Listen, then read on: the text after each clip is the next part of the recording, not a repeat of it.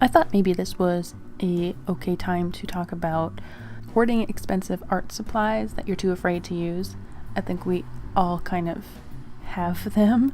I know when someone buys a sketchbook from me, for example, they often don't use it for a long time. I used to be kind of the same way, where if I had something really beautiful, I want to make sure that what I put into it is worth using that book. That just leads to procrastination and they just don't use it. A lot of people have some specific art supply in their home that they keep forever because they don't want to use it up. I totally get that. But at the same time, it's kind of funny that we're so afraid of wasting something while wasting it. As some people say, there's nothing more wasteful than letting something languish and rot on your shelf. For me, I guess it's art resin. I really like art resin. I think it's kind of a pain in the butt. You have to mix it for 3 minutes and then you have to put it in a box and let it sit there for 24 hours. But also it is kind of expensive. And since my hardener is turning yellow, I decided that this is a silly approach to take and then I should just use it. And I really wanted to do one of those many layer type of paintings, but I don't really have the right support for that, and I wasn't able to really accomplish that in this piece. I think if I had turned it upside down and filled it in the back, I think that would have worked a lot better. Anyway, so many things kind of went wrong with this. The whole point of this particular piece is actually just a drawing that I did for Patreon in my sketchbook. It's about a creative spark and keeping it well fed with inspiration and blah blah blah, all these little tiny, I'm writing a bunch of tiny little things on little slips of paper that they use to feed the flame, these little spooky ghosts or spirits or whatever you want them to be. And there isn't really anything mysterious about the way that I did it.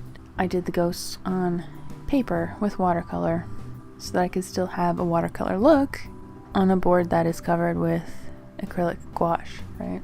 The way the resin looks is just so freaking cool and shiny. It's so much different from like an acrylic medium. I wasn't really able to get a thick enough layer on the surface. I was not taping it because you'll see that a lot of people will tape the edge and create a wall to pour it in, which lets you use nice thick layers. But I didn't want to do that because it leaves a lip. It has a really weird edge. And what people normally do is that they just cut off all the edges using a table saw. I don't have a table saw, so that's not going to happen. So I relied on the surface tension to keep everything from spilling over. And the deeper the layer is, the harder it is to maintain that surface tension once you start applying heat and air to it. So I had a lot of spills. And whatever I spilled, I scooped back into the little cup I was mixing in, because at the end of this, I would add a little bit of like glitter or tiny little ghosts or little pieces that I liked to make a little disc. And then I can make 2 things. Anyway, so I noticed in the first layer that the paper soaked up the resin and darkened it.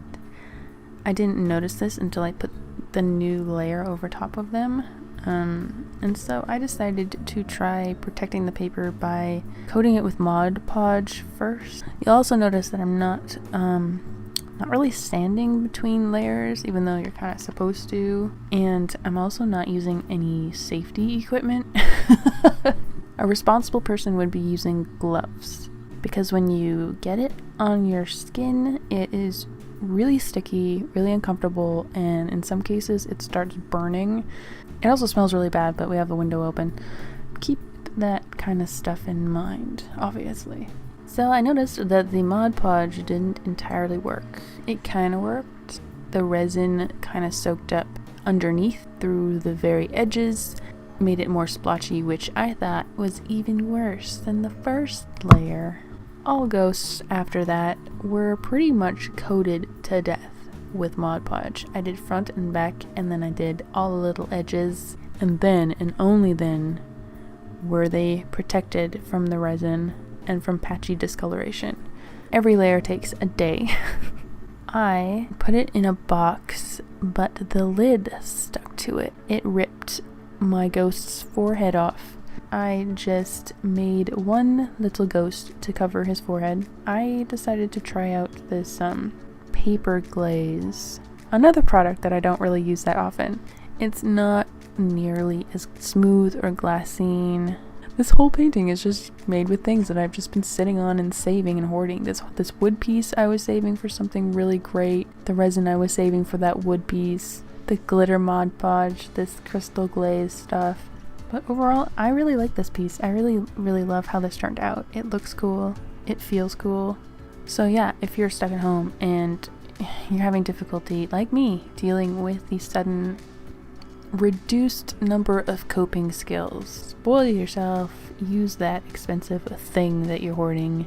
Because honestly, like, if something messes up, if you make something that you don't like, you can always paint over it. You can always cut it up and use it for something else. Art is supposed to be adventurous and fun, so have fun. And thanks for watching.